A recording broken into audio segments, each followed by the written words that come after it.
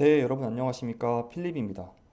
이번 영상에서는 파월의 한마디에 주식시장이 반등한 세 가지 이유에 대해서 이효석 업라이즈 애널리스트의 의견을 살펴보도록 하겠습니다. 금리 인상 속도 조절 시사한 파월, 이르면 12월 기준금리 인상폭을 축소할 수 있습니다. 파월 연준 의장이 미국 워싱턴 DC의 싱크탱크인 브루킹스 연구소에서 연설하면서 금리 인상 속도가 조절될 수 있다는 점을 시사했습니다. 다만 금리 인상이 끝나는 것은 아닙니다. 파월은 물가를 낮추기 위해서 한동안 금리를 계속 올릴 것이라고 덧붙였습니다. 시장이 너무 앞서서 기대하는 것에 선을 그은 것입니다. 그러나 시장은 곧장 반응했습니다. 30일 뉴욕 증시가 일제히 상승 마감한 것인데요. 파월 의장의 연설에서 시장 반등을 이끈 세 가지 포인트를 정리해 보겠습니다. 첫 번째입니다. 8월 잭슨홀 미팅 때와는 많이 달라진 것입니다.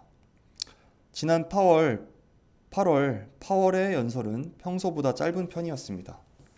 하지만 시장에 강한 인상을 남기기에는 충분했습니다.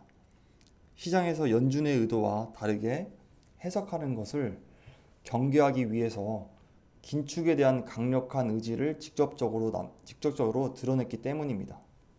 실제로 파월은 1970년대 금리를 올렸다가 멈췄다가를 반복하다가 결국 인플레를 잡는 데 실패한 것을 예로 들었습니다. 자신은 그런 실수를 반복하지 않겠다고 강조했습니다.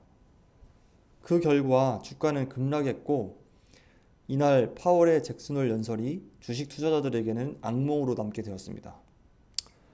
하지만 이번에는 달랐습니다. 잭슨홀 미팅 당시에는 단호하게 긴축 의지만 밝혔다면 이번에는 인플레가 잡힐 수 있다는 희망을 줬습니다.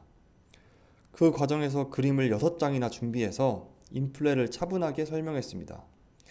특히 인플레 종류 중 하우징 서비스, 즉 주거비가 문제라는 점을 지적한 이후에는 3번 그림을 인상적으로 보여줬습니다. 3번 그림을 살펴보면 빨간 그래프가 주거비를 의미하는데 보이는 것처럼 주거비는 계속 오르고 있습니다. 하지만 파월은 향후 주거비 예측이 가능한 다양한 선행 지표들을 일제히 내려오고 있다는 사실에 주목했습니다. 신규 임대금리가 대표적인데 이 금리가 꾸준히 하락하고 있어서 내년에 가장 큰 문제인 주거비가 낮아질 것이라고 설명했습니다. 두 번째는 12월 금리 인상 속도 조절 시사입니다. 미국의 금리를 결정하는 기구인 연방공개시장위원회, 즉 FOMC의 의사록을 보면 금리 인상폭을 두고 위원들 간의 의견 대립이 심했습니다. 그리고 그 중심에 파월이 있다는 분석도 있었습니다.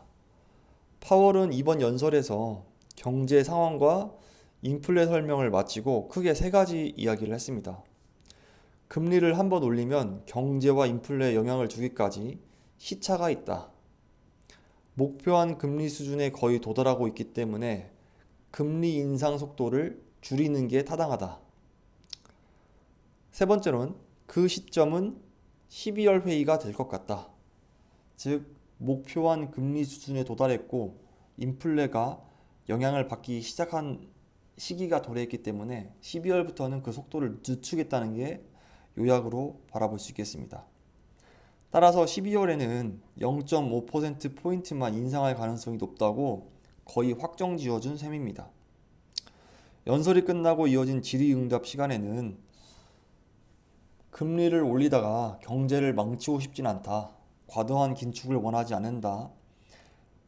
강력한 통화 긴축 기조를 이어가겠다는 기존 입장과는 사뭇 달라진 뉘앙스가 느껴집니다. 세 번째, 그러나 안심하기는 아직 이릅니다.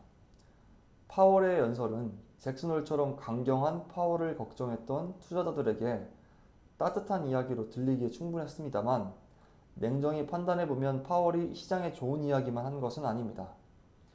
구체적으로 파월은 금리 인상 속도를 줄이는 것보다 인플레 통제를 위해 금리를 얼마나 더 올려야 하는지, 그리고 이 제한적인 통화 정책 흐름을 언제까지 이어가야 할지가 훨씬 중요하다라고 말한 것입니다.